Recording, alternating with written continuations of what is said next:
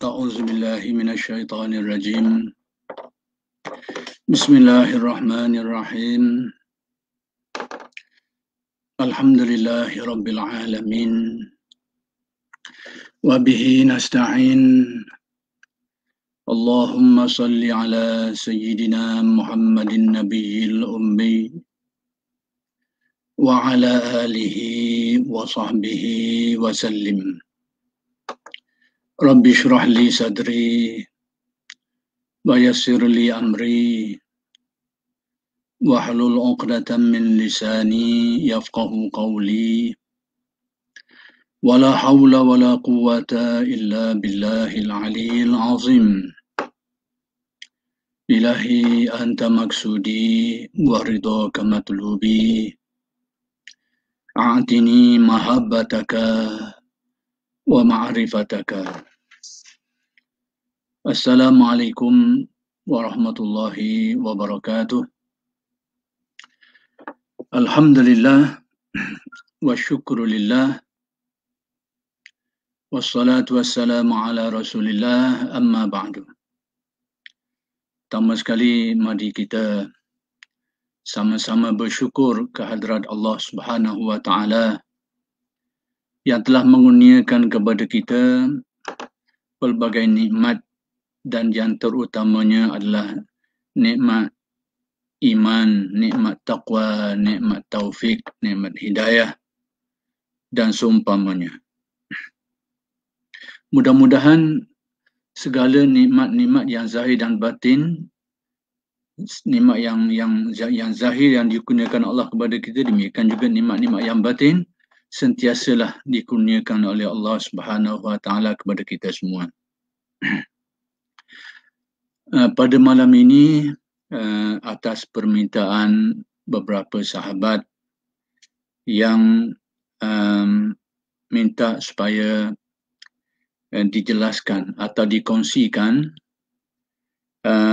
mengenai persoalan wahdatul wujud, kerana ada setengah sahabat kita yang merasa keliru dengan istilah-istilah yang berkaitan, iaitu wahdatul wujud dan wahdatul syuhud, sehingga ada di antara mereka itu menyatakan kekeliruan mana satu yang betul, wahdatul wujud ke atau wahdatul syuhud, atau kedua-duanya betul atau kedua-duanya salah, atau macam-macam. Jadi wujudnya kekeliruan itulah yang mendorong sebahagian sahabat-sahabat kita untuk minta supaya diperjelaskan sekadar yang termampulah. Baik, pertama sekali ingin saya nyatakan di sini bahawa saya di sini ni bukanlah orang yang pakar dalam bidang pemikiran wahdatul wujud, terutamanya berkait dengan pemikiran wahdatul wujud yang dinisbahkan kepada Syekh Al-Akbar, Syekh Muhyiddin Ibn Arabi. Terutamanya yang ada ataupun yang termuat di dalam karya-karya beliau seperti Al-Futuhat Al-Makkiyah, Fususul Hikam, dan demikian juga yang disebut di dalam beberapa risalah beliau yang begitu banyak sekali, yang antaranya Mawaqi' An-Nujum, Insya' Ad-Dawair dan sebagainya. Jadi ingin saya beritahu di sini bahawa saya bukanlah orang yang pakar dengan arti orang yang menguasai membuat kajian dan penelitian secara mantap dan menguasai karya-karya beliau itu, tidaklah. Cuma sekalipun demikian, tapi tidaklah berarti tidak tahu langsung tentang perkara itu. Adalah sedikit-sedikit maklumat hasil pengajian kita, pembelajaran kita yang diajar oleh guru kita sebelum ini. Demikian juga kajian-kajian yang dilakukan, pembacaan-pembacaan berkait dengan isu-isu yang berkait ini. Jadi itu perkara yang perlu saya jelaskan mula sekali lah, bahawa memang kita tak kata bahawa kita orang yang pakar dalam perkara ni. Cuma ulama'-ulama' yang alim yang membuat kajian tentang perkara ini, kita istifadah, kita ambil manfaat daripada kajian-kajian mereka itu dan penelitian-penelitian yang mereka buat. Yang kedua, perkara kedua, tentang isu ini memang tak boleh nak lari di antara penerimaan dan penolakan. Itu biasalah.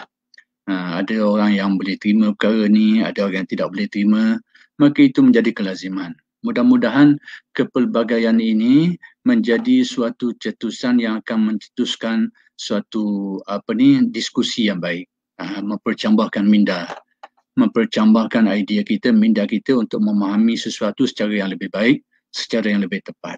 Jadi bagi yang merasa boleh terima nak terima, silakanlah. Dan sekiranya ada yang rasa tak boleh nak terima dan tak nak terima atau sebagainya, maka terserahlah. Jadi di sini adalah perkara ini adalah lumrah. Lumrah dengan arti mana-mana persoalan memang ada pro dan kontra. Jadi terserah kepada masing-masing. Cuma mudah-mudahan biarlah ada penjelasan-penjelasan yang baik yang kalau kita nak terima pun kita tahu asas-asasnya, dan kalau kita nak tolak pun ada sandaran-sandaran yang kita gunakan. Baik. Kemudian perkara selanjutnya yang saya nak sebut sebagai mukaddimahnya, iaitu untuk membahaskan dan memahami sesuatu isu itu, aspek kepakaran, aspek bidang dan keahlian itu adalah antara aspek yang perlu dipertimbangkan ataupun perlu diberikan perhatian. Jadi tajuk mengenai wahdatul wujud ini pada dasarnya dia adalah merupakan isu tasawuf. Sekalipun dia dalam sesetengah keadaan dia ada cenderung kepada falsafah dan sebagainya setelah dihuraikan oleh tokoh-tokohnya itu, tapi asal kepada isu ini adalah merupakan isu penghayatan tasawuf. Jadi bidangnya bidang tasawuf, keahliannya keahlian dalam bidang itu. Jadi aspek ini perlu kita perlu kita pertimbangkan, perlu kita berikan perhatian. Sebab apa? Saya nak beri contoh. Baik, mengenai contoh yang mudahlah, kita tahu bahawa ada hadis-hadis yang tarafnya sahih tapi diihmalkan, yakni tidak diimalkan ataupun tidak digunakan oleh ulama, dengan arti tidak diguna pakai oleh para ulama. Ada beberapa hadis yang tarafnya sahih tapi tidak diimalkan, dengan arti tidak diguna pakai oleh alim ulama. Baik, kalau kita tengok aspek ini dari aspek kepakaran hadis, memang ulama-ulama hadis marahlah. Sebab dia kata kenapa tolak hadis-hadis ini? Sebab dia sahih. Dari segi kekuatannya itu kuat. Kenapa tolak? Jadi kalau tengok dari sisi itu, dinilai oleh ulama-ulama hadis, pasti dia akan tak setuju, dia akan marah bila hadis-hadis yang sahih ini diihmalkan, yang tidak diihmalkan. Tidak diguna pakai dia. Tapi kalau tengok dari aspek ahli fuqaha atau faqih, memang benda ni berlaku. Berlaku hadis sahih tapi tidak diamalkan. Kenapa? Kerana mereka ada cara-cara memproses, kaedah-kaedah tertentu untuk menilai perkara ni. Mereka mikir tentang nasah mansuh, tentang kaedah al-jam'u wa taufiq, tentang tarjih dan sebagainya. Jadi mereka ada panduan-panduan ni. Tarjih kadang-kadang ada dalil yang lebih kuat lagi dan sebagainya. Kadang-kadang mereka taufik, ini untuk kadang ini, untuk kadang ini dan sebagainya. Jadi itu kepakaran ulama-ulama fiqh. Jadi sebab itu bila kita nak nilai satu perkara itu, tengok isu itu duduk di mana. Dan kepakaran apa yang kita perlukan untuk memahaminya. Jadi kalau kita salah letak perkara ni, maka banyak berlaku kekeliruan lah. Mesti banyak berlaku kekeliruan. Itu sebagai contoh mudah lah. Baik. Perkara selanjutnya yang saya cuba nak lontarkan di sini ialah bila sebut tentang pemikiran wahdatul wujud ini, maka tidak lagi lah antara tokoh yang dikaitkan rapat adalah Ibnu Arabi. Saya tak nak membahaskan tentang pemula yang menggunakan istilah wahdatul wujud ini. Itu masih lagi dalam perdebatan di antara para pengkaji yang mengkaji sejarah ni. Mereka masih lagi tidak memberi pandangan-pandangan yang pelbagai dalam menentukan siapa yang memulakan penggunaan istilah ni. Tak apalah, kita tak nak tengok sampai ke tahap itu. Cuma apa yang saya nak bangkitkan kat sini tentang Ibnu Arabi ni dan pemikiran beliau tentang wahdatul wujud itu, yang jelas adalah ada yang pro dan ada yang kontra. Itu fakta yang perlu kita ambil kira, bahawa ada di antara tokoh-tokoh ulama besar yang mendukungnya. yang pro ataupun yang setuju, yang menerima konsep ataupun keilmuan ataupun kefahaman tafsiran yang dikemukakan oleh Ibn Arabi ini. Dan dalam masa yang sama, ada juga kelompok yang kontra, yang menyalahkan, bahkan menyesatkan, bahkan mengkafirkan. Itu banyak tahapan lah. Tapi nak beritahu, tetap ada pro dan kontra. Yang pro ni pula bukan calon-calon orang, ulama'-ulama' besar. Yang kontra ni pula, tokoh-tokoh, adalah tokoh-tokoh yang ada nama juga. Tokoh-tokoh besar juga dalam sejarah. Jadi ada pro dan kontra. Jadi tak boleh nak lagi lah. Jadi bila masalah ini seperti ini keadaannya, ada yang pro dan ada yang kontra, berarti ada hal-hal yang perlu kita pertimbangkan. Dan inilah yang kita nak tengok sikit atas kajian kita, perhatian kita, penelitian kita buat terhadap keterangan alim ulama' ni. Baik. Kenapa terjadi demikian?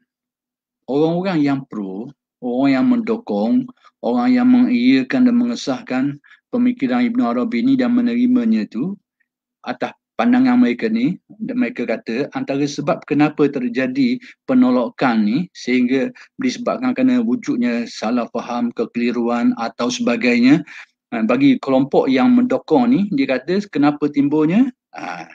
Antara sebabnya kerana kegagalan untuk memahami karya-karya Ibn Arabi secara baik.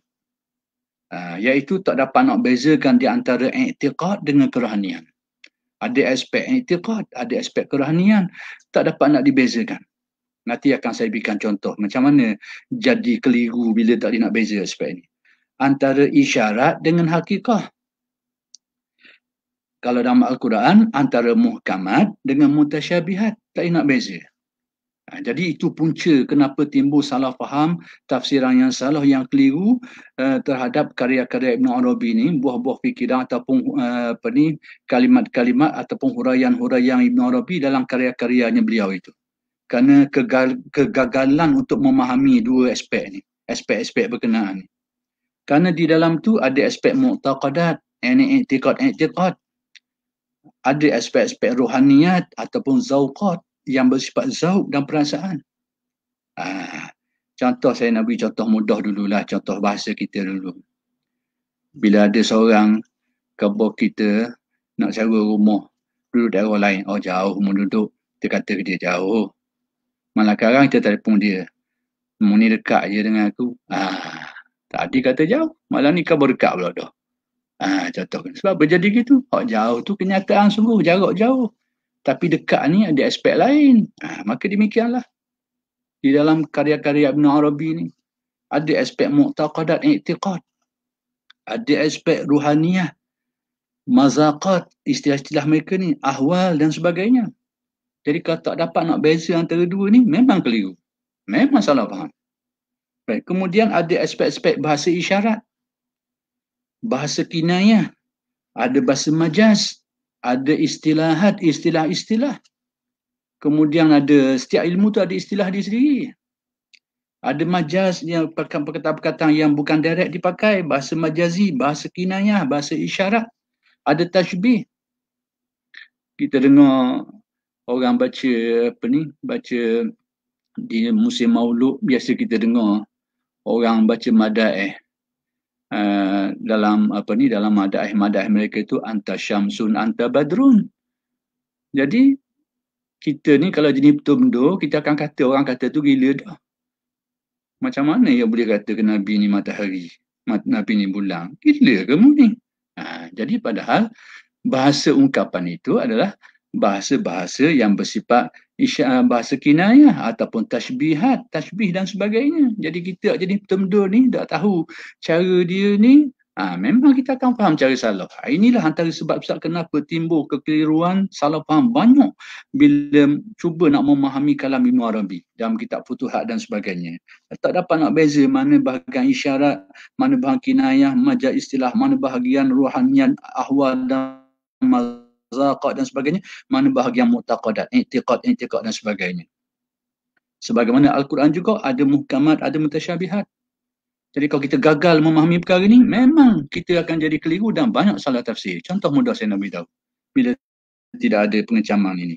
Bila kita dengar baca ayat Al-Quran, Qul huwallahu ahad, jelas, tak ada apa-apa. Allah Maha Esa. Walam yakul lahu kufuwan ahad. Tidak ada sesuatu serupa Allah, jelas. Tak ada masalah apa. Tapi kalau kita baca ayat Al-Quran, fa'ainama tuwallu fasamma wajhullah. Kemana saja menghadap, di sanalah wajah. Kalau kita nak terjemah wajah, muka. Ataupun kita nak terjemah dia dengan makna zat atau sebagainya. Mana menghadap, sana muka Tuhan belaka. Sana zat Tuhan belaka. Tahu mana itu? Dan kalau kita anggap ini sebagai i'tikad, memang rosaklah kita. Maka demikianlah perkara seperti ini wujud dalam karya Ibn Arabi. Maka yang jadi salah faham tu tak dapat nak beza aspek ni. Mana aspek yang merupakan i'tikad dia, mana aspek ruhaniah dia tu. Jadi kalau kita terjemah secara direct, ke mana beradab Tuhan belaka.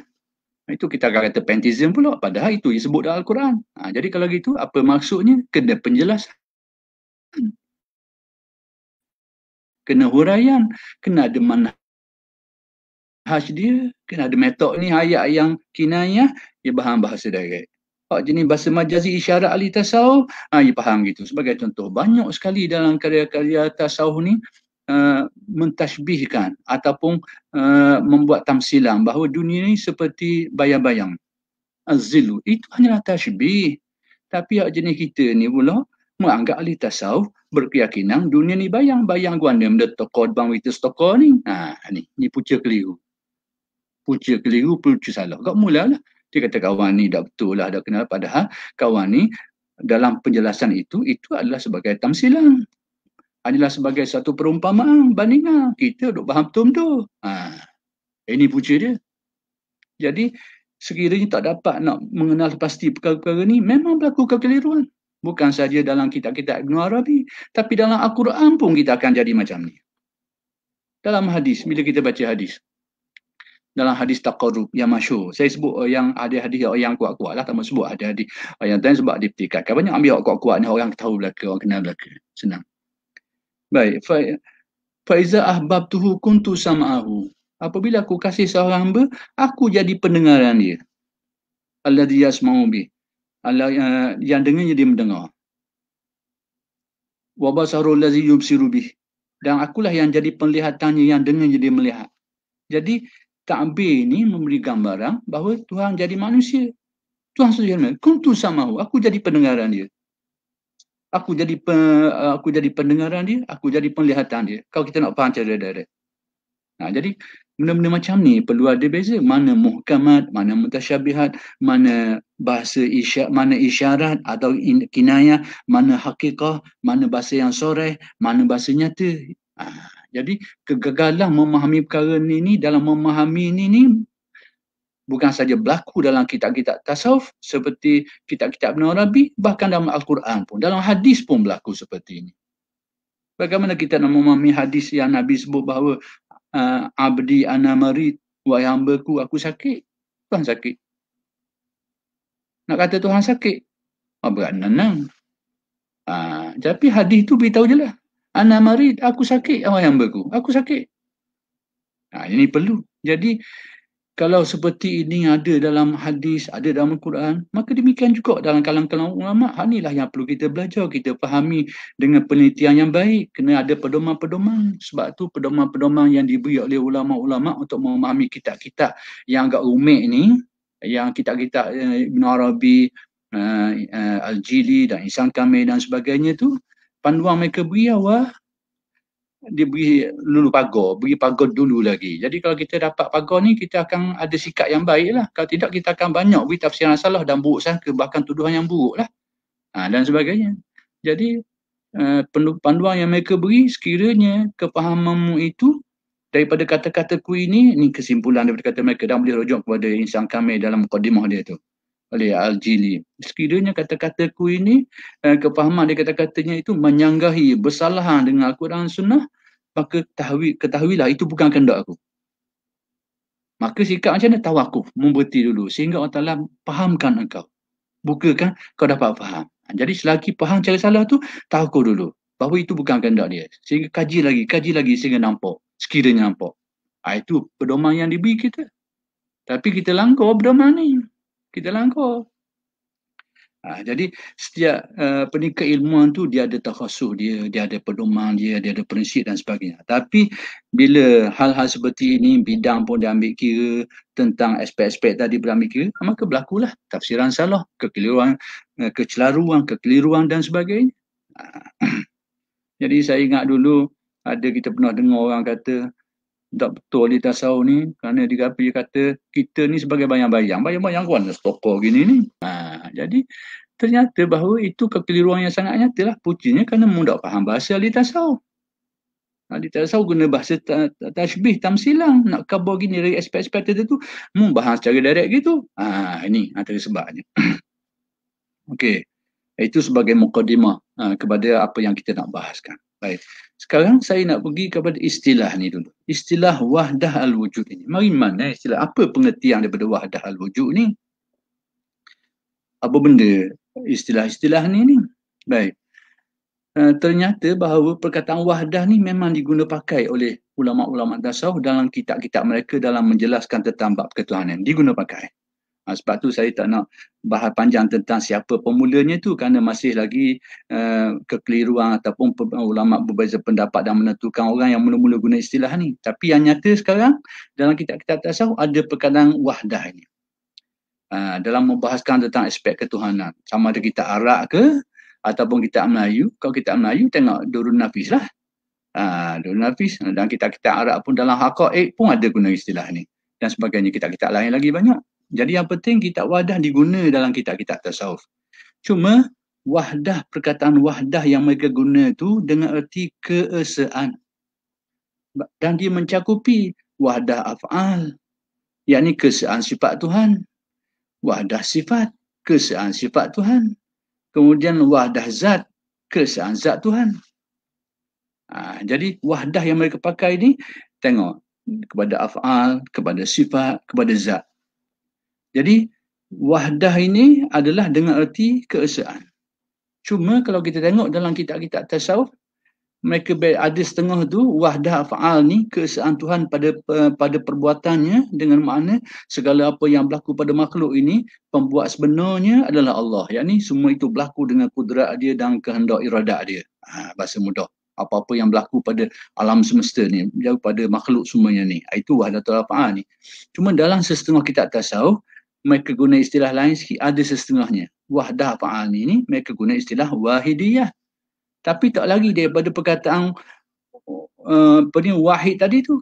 Daripada asal perkataan waw, ha, da, dal tu. Tak lagi daripada tu.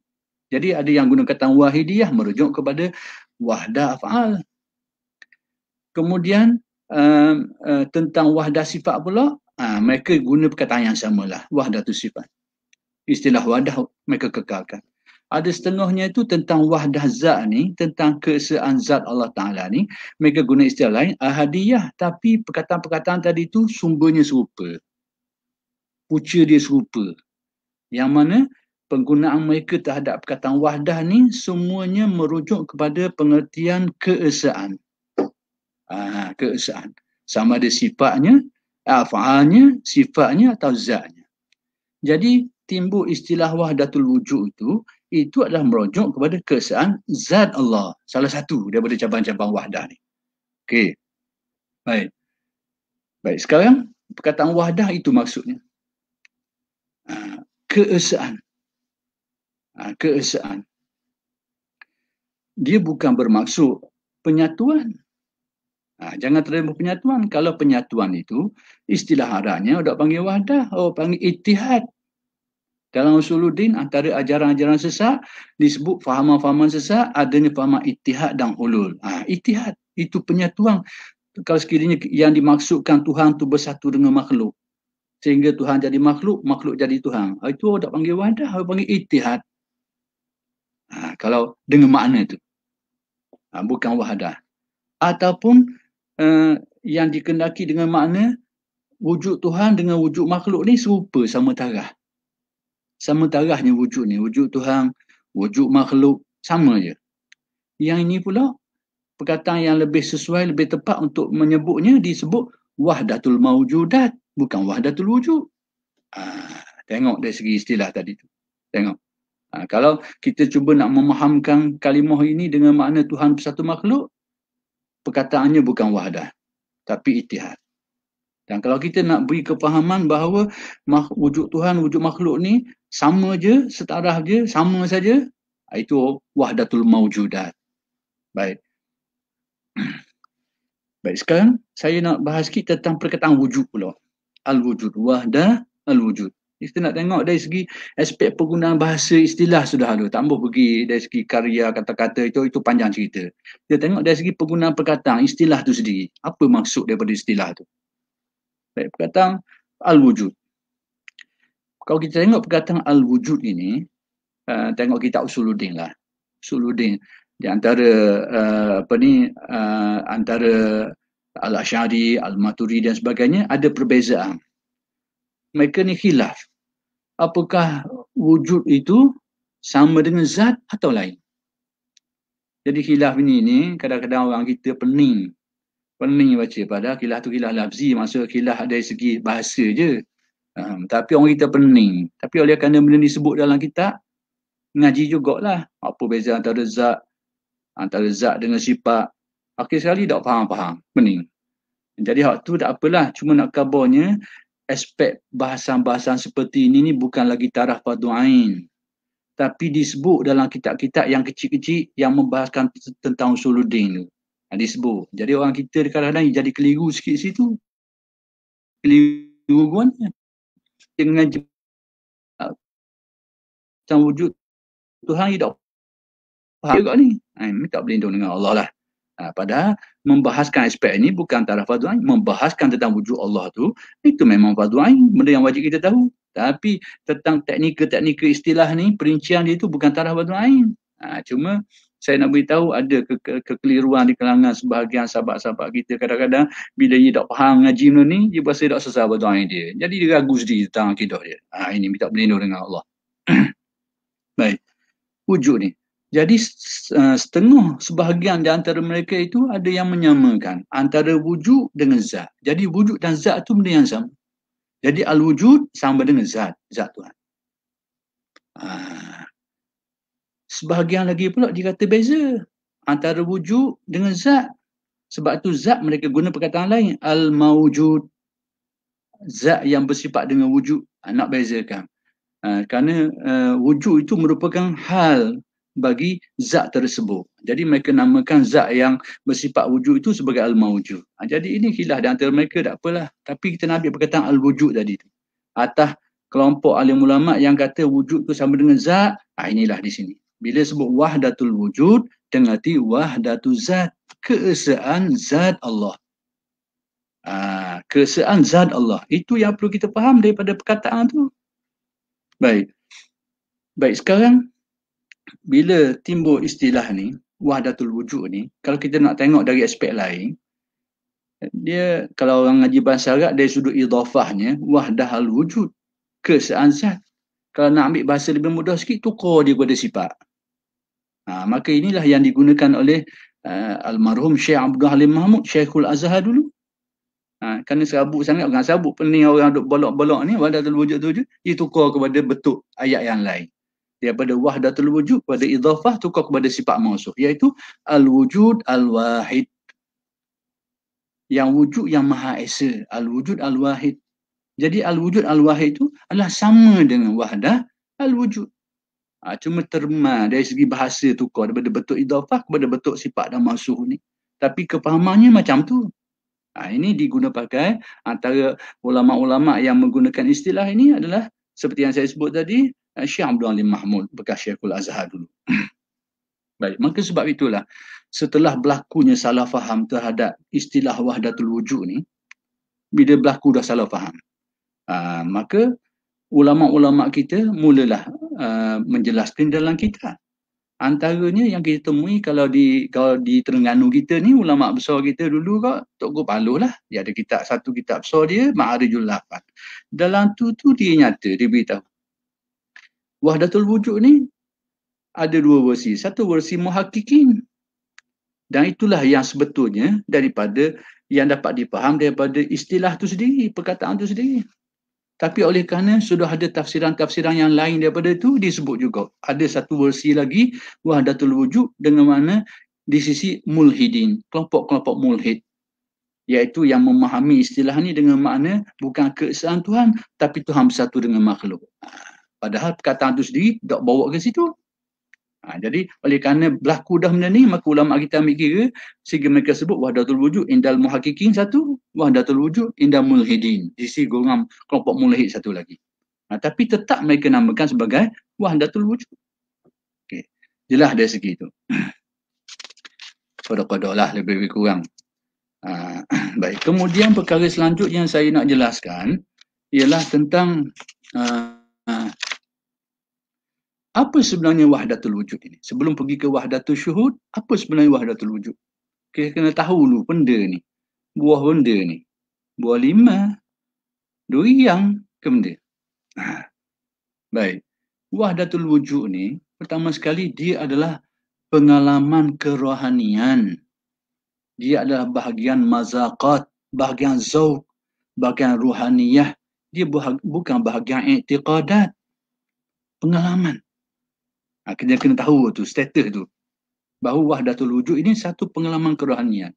Cuma Al-Imam Ibn Arabi ni, dia telah melakukan sesuatu yang tidak dilakukan oleh sebelumnya. Ataupun tidak banyak dilakukan oleh sebelumnya. Dia buat benda, dia cuba mungkin sebab-sebab tertentulah.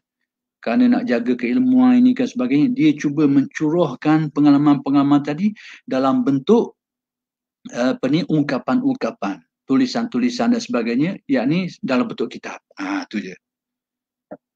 Kalau yang dulu mereka mengalami tapi mereka tidak menguraikannya dalam kitab. Kebanyakan macam tu. Bukan tak ada belakang, ada juga. Tapi yang ketara menguraikan banyak perkara tentang aspek-aspek mazaqat ini, tentang zauq, tentang pengalaman kerohanian ini adalah antaranya Syekh Ibn Arabi ini. Dia cuba huraikan. Maka dalam menghuraikan pengalaman manusia inilah kadang-kadang terpaksa menggunakan bahasa-bahasa isyarat, bahasa-bahasa kiasan, bahasa-bahasa yang berbentuk simbolik, bahasa tashbihat. Minta maaf saya nak beri contoh. Mungkin orang kata tak apalah, orang kata lucuh pun lucuh lah. Tapi Imam Ghazali pernah beri contoh macam ni. Minta maaf lah, awal-awal dulu saya minta maaf. Sebab saya hanya sekadar menjelas balik apa yang pernah dicontohkan oleh Ghazali dalam beberapa karya dia. Dia kata, kalau mu nak tahu tentang kelazatan berjima, jangan tanya orang dak nikah lagi. Jangan tanya dia. Sebab ia boleh khabar belaka. Lazat ke mana? Lazat macam makan tom yum. Lazat macam makan waffle lah. Lazat macam minum air teh ke mana? Jadi jenis lazat ni macam-macam yang lazat. Jadi sebab tu jangan tanya orang hadap bini lagi, tak ada pengalaman. Ini maksud nak beritahu bahawa pengalaman kerohanian ini dia ada spesifik dia. Bahkan ada benda-benda yang terpaksa pertama sekali melibatkan keahlian, kemudian melibatkan bahasa-bahasa kiasan yang banyak, simbolik. Jadi orang-orang yang lalu lorong dia tu tidak dapat faham lah, dia nampak lah. Tafsiran. Kita jenis betul benda ni, tak ada pengalaman lagi, duk kabur macam-macam lah ikut tafsiran kita. Sedap ke mana ke? Duk reka. Sedap macam makan gula, kapung lah, gitulah macam-macam. Sedap-sedap lah ke? Contoh nak beritahu. Bila melibatkan masalah mazaqat, melibatkan masalah ruhaniah. Jadi ini ada spesifik bidang dia, ada keahlian dia, ada istilah dia. Inilah kadang-kadang kita kena ambil tiga. Jadi kalau kita ni tidak lalu je lorong dia tu, kita cuba-cuba tafsir sendiri, jadilah pasal lain. Jadi apa yang kita tafsirkan tu memang salah lah. Salah lah gitu, menurut faham kita gitu. Tapi menurut faham orang yang kabur tu tak gitu. Tu benda perkara yang perlu kita cakna tentang perkara ni. Kemudian bila sebut tentang wahdatul wujud ni, bila dia merupakan spiritual experience ni, pengalaman kerohanian ni, sudah tentu dia ada tingkatan-tingkatan dia. Dia ada tahapan-tahapan dia. Kerana zauq manusia ni dia berkait dengan tahap kesucian jiwa, dia berkait dengan pandangan basirah manusia. Jadi semua itu merupakan hal-hal yang ada tahapan dan tingkatan tersendiri. Maka sebab itulah dalam dalam keterangan mereka tu, ulama-ulama tasawuf, pada waktu kita ni berada pada aras minda yang waras. Pada waktu itu kita akan kata ada wujud yang hakiki. Kita akan kata macam tu. Dan ada wujud yang majazi. Kita akan kata macam tu.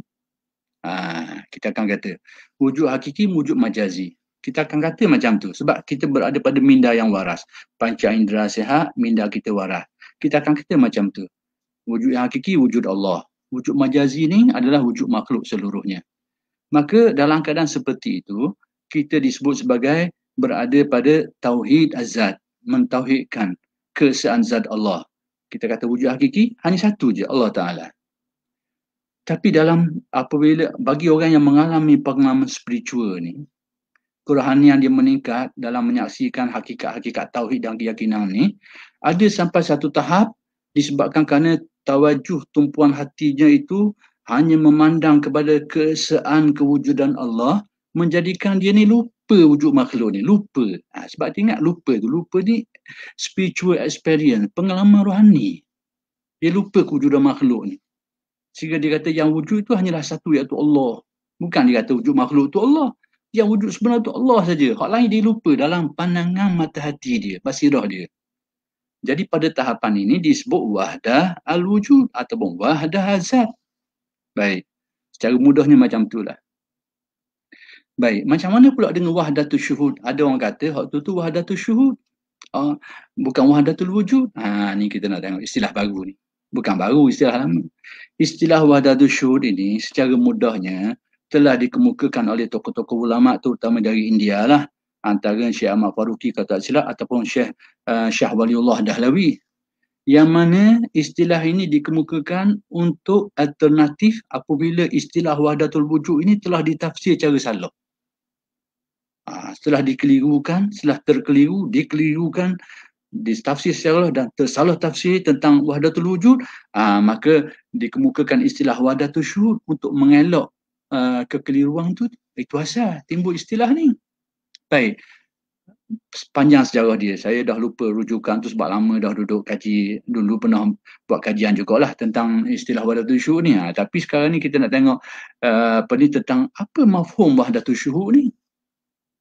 Sehingga dikatakan wahdatul wujud tu yang salah, wahdatul syuhud yang betul. Guna baik. Tengok istilah dulu. Perkataan wahdah seperti yang saya terangkan tadi, artinya keesaan. Bukan maksud penyatuan, bukan persamaan, keesaan. Dalam penggunaan istilah ahli tasawuf. Baik. Asyuhud, penyaksian. Maksud penyaksian ni penyaksian mata hati basirah.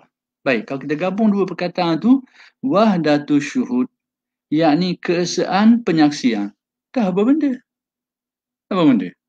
Wahdatul syuhud, keesaan penyaksian. Jadi maksud ini perkataan rekah. Maksud sebenarnya bila sebut wahdah tu merujuk kepada keesaan Allah. Sama ada zatnya, sifatnya atau af'alnya, keesaan. Asyuhud ini fi syuhud, yakni keesaan Allah dalam pandangan mata hati. Sebab istilah syuhud ni pandangan mata hati. Jadi keesaan Allah pada pandangan mata hati itu istilah wahdatul asyuhud.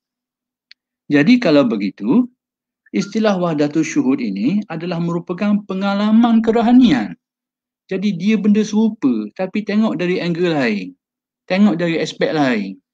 Dari aspek hakikat tu, kenyataan tu, ajaran tu atau al-masyhud tu yang disaksikan itu orang panggil wahdatul wujud. Ajaran dia tu, hakikat dia tu, kenyataan dia tu. Orang yang mengalami pengalaman tu yang pandang dengan mata hati tentang hakikat keesaan zat Allah, itu dilihat dari aspek pengalaman dia panggil wahdatul syuhud. Jadi syuhud dengan masyhud ni, baik, syuhud tu penyaksian hati. Yang disaksikan tu apa benda? Al-masyhud tu, yang disaksikan tu apa benda? Yang disaksikan itu adalah hakikat keesaan zat Allah ataupun wahdah al-wujud. Jadi angle lain-lain. Itu wahdatul wujud, wahdatul syuhud. Jadi dua benda yang sama, angle lain. Wahdah syuhud ni merujuk kepada aspek pengalaman kerohanian tu, orang yang mendapat pengalaman tu. Ataupun ajaran tentang perkara tu itu disebut wahdah al-wujud. Kalau contoh mudah kat Melayu kita ni, pergi pasar, ada tengok barang, mahal ke barang ni? Mahal barang. Jadi mahal barang ni, nilai barang tu. Kita ni pula pergi bayar PT dekat kaunter tu, mahal pembayaran. Bayar. Tapi pembayaran kita bayar nak ambil barang tadi tu. Itu contoh mudah. Jadi pembayaran ni, action kita ni, kita yang mengalami nak beli barang tadi tu bayar mahal. Tapi barang tu sendiri, mahal harga dia. Barang dia tu. Itu contoh mudah lah. Kau betul-betul lah, salah-salah lah. Contoh ni kau Melayu ni. Kau bahasa Melayu ni, kena tanya pakar bahasa Melayu lah. Contoh mudah. Jadi itu antara wahdatul wujud, wahdatul syuhud. Dalam istilah yang dipakai oleh ahli tasawuf. Baik.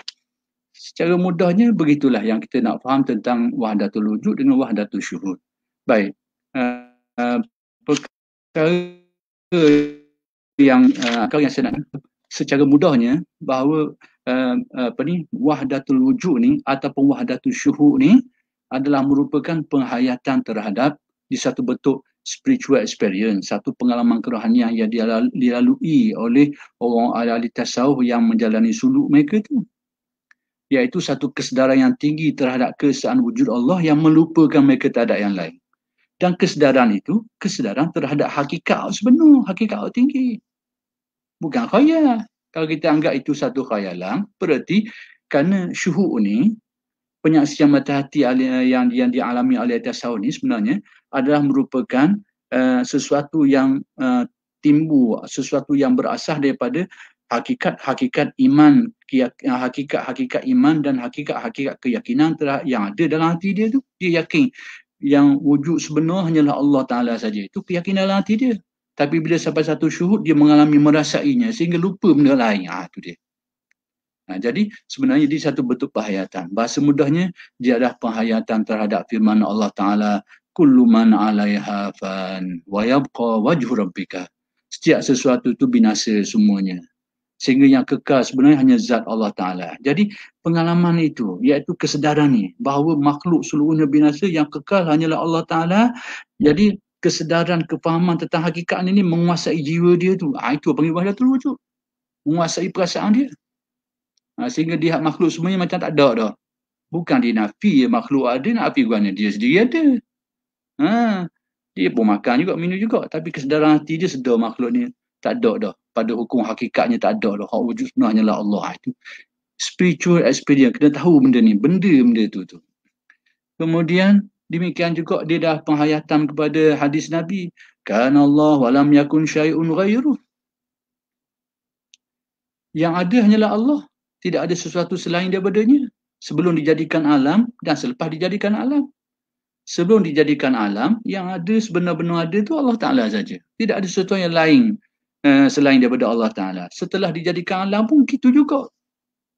Bahawa kewujudan sebenarnya memang kewujudan dia saja. Kewujudan Allah Ta'ala saja. Jadi kesedaran terhadap hakikat ni, bila menguasai hati dan perasaan, itu panggil wahdatul wujud. Demikian juga, dia ada kesedaran terhadap apa yang disabdakan oleh Nabi. Nabi pernah membenarkan kata-kata penyair Arab. Asdaqu kalimatin qalahal arabu kalimatul labid. Ni penyair Arab bernama Labid ni. Nabi pernah membenarkan kata-kata dia. Apa kata-kata dia tu? Ala kullu syai'in ma khalallaha batil. Ketahuilah bahawa setiap sesuatu selain daripada Allah Ta'ala ni batil. Selain daripada Allah ni batil. Bukan sebenar. Bukan hakiki. Inilah wahdatul wujud. Kesedaran tu. Kesedaran spiritual experience tu. Jadi kalau nak namakan wahdatul wujud ke wahdatul syuhud ke, sebenarnya angle lain-lain. Kesedaran terhadap hakikat sebenar yang lain dari Allah Ta'ala batil. Itu hakikat sebenar dia. Jadi jiwa yang menyedarinya, itu panggil wahdatul syuhud. Kalau kita nak namakan wahdatul syuhud. Ataupun dia adalah merupakan ungkapan, sebagai contoh ungkapan. Ada riwayat berbagai-bagai lah. Ketika hijrah Nabi tu ada orang ada orang bermadah. Madahnya. Tak silap sebahagian dari kalimat-kalimat Nabi, iaitu Allahumma la aisha illa aishul akhirah. Ada riwayat sebut kalimat tu lain-lain sikit lah. Tapi yang pernah saya jumpa dulu, kalimatnya macam ni. Allahumma la aisha illa aishul akhirah. Wahai Tuhanku, tidak ada kehidupan kecuali kehidupan akhirat. Fansuril ansara wal muhajirah. Maka tolonglah orang Ansar dan orang Muhajirah. Itu. Baik. Kalau kita tengok, perhatikan atas riwayat ni, atas kalimat ni. La aisha illa aishul akhirah. Tidak ada kehidupan sama sekali. Kalau orang mengaji Arab, kita faham. La nafi ahlil jinsi ni. Tak ada kehidupan lain sama sekali. Tak ada. Kecuali kehidupan akhirat. Jadi Nabi kata tak ada kehidupan lain. Akhirat je kehidupan adanya. Dan Nabi duduk mana masa tu? Tidak duduk atas dunia ni. Jadi kesedaran jiwanya tak ada kehidupan sebenarnya. Sehingga dia menafikan, melupakan yang lain tu. La aisha illa aishul akhirah, kecuali kehidupan akhirat lah sebenarnya. Sebenarnya itulah yang dikatakan wahdatul wujud. Jadi itulah yang dapat saya nak jelaskan sedikit sebanyak tentang persoalan berkait dengan wahdatul wujud ini. Koda-koda yang ada lah. Jadi dia nak setujulah, kalau tak mau setuju pun kau anda lah. Jadi terserah masing-masing. Masing-masing buat kajian. Yang penting bahawa itu kita kena terima kenyataan bahawa penerimaan dan penolakan orang itu biasa. Jadi orang nak terima, tak boleh pun sudah lah. Cuma kadang-kadang ada komentar-komentar, tak apalah. Baiklah komentar tu mudah-mudahan jadi kita ni kalau orang komen muncul baru. Sebab apa? Sebab kadang-kadang kalau tak ada orang komen langsung, kita ni jadi maknanya kot, jadi lupa. Macam kita naik kereta, tak ada berlubang sikit. Akhir kali jatuh gaung kot kan. Kadang-kadang kali syok seorang. Orang dia syok seorang, syok sendiri. Maka demikian bidang ilmiah ni muncul alhamdulillah ada komentar. Paling tidak menyedarkan kita kena tengok sikit, takut-takut kita tersilap. Kalau kita tersalah, kita terkeliru, muncul alhamdulillah. Jadi kalau ada komentar daripada sahabat-sahabat kita semua ni, muncul alhamdulillah. Cuma satu je yang saya nak beritahu bahawa dalam persoalan ini, terutamanya berkait dengan tokoh Al-Imam Ibn Arabi tu yang sudah ada pro-nya, ada kontranya, yang pro pun ada tokoh-tokoh ulama besar dan kontra pun begitu juga. Maka persoalan-persoalan seperti ini jangan kita mudah-mudah melibatkan hukuman takfir, menjatuhkan hukum kafir dan bid'ah dan sebagainya dan seumpamanya. Ini perkara berat. Lainlah, tak ada seorang, semuanya mengatakan salah. Tak apalah. Itu pun kena cek banyak kerana ada kemungkinan ihtimalat. Jadi nak menjatuhkan nasihat saya kepada diri saya dan kepada sahabat-sahabat kita semua ni yang setuju ke tak setuju ke, supaya jangan mudah-mudah main dengan isu takfir ni. Terutama yang melibatkan ulama-ulama besar yang ada pro dan kontra di kalangan ulama-ulama sendiri. Kalau di kalangan kita ni, tak mau kata benda. Aku kata ni, mu kata gini, kau anak mu lah itu, orang dah ambil kira. Tapi yang pro dan kontra ni di kalangan tokoh ulama-ulama besar. Jadi kita jangan semudah itu nak jatuh hukum kufur ke orang. Itu nasihat saya dan kepada sahabat-sahabat semualah. Terutama kiki yang semacam ni, terutamanya sesuatu yang banyak ihtimalat, banyak andai-andai yang boleh tiba, banyak syubhat, banyak kekeliruan di sebalik kata-katanya dan sebagainya. Lebih-lebih lagi dah kena cermat, jangan mudah-mudah menjatuhkan takfir kerana ada langang. Jangan ambil ringan menghukum kufur pada orang, kafir pada orang dan sebagainya. Kena belajar, kena jaga sungguh, ni berhati-hati ni. Jangan mudah situ. Cuma ada juga beberapa komentar dan baguslah komentar tu seperti yang saya katakan tadi, baik, mudah-mudahan menjadi medan percambahan ilmu kita. Orang komentar, mudah-mudahan kita sedar, mungkin silap kita, mungkin tidak ada asah kita ataupun kita keliru dan sebagainya, bagus alhamdulillah. Cuma antara beberapa komentar yang diberikan tu, saya tengok ada orang kata macam ni lah. Dia kata ulama usuluddin ini dia telah membahagikan kewujudan kepada wajib dan jaiz.